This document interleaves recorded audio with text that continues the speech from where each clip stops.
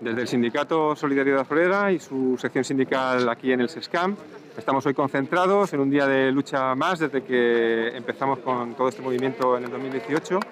para solicitar a los integrantes de la mesa sectorial, es decir, administración y sindicatos de mesa sectorial, que se aplique la nueva ley 20/21 que se aprobó el pasado 29 de diciembre en el Parlamento español, que intenta solucionar, de manera creemos que muy tímida, pero bueno, algo es una ventaja, el problema de la alta temporalidad que tienen todas las administraciones públicas, incluida aquí en el SESCAM.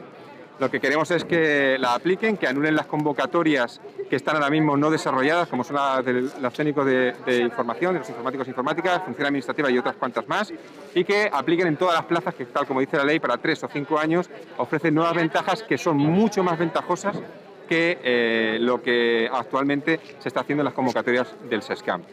Para más de 3 años se está planteando la nueva ley que no haya fase eliminatoria y para más de 5 años un concurso de méritos puro.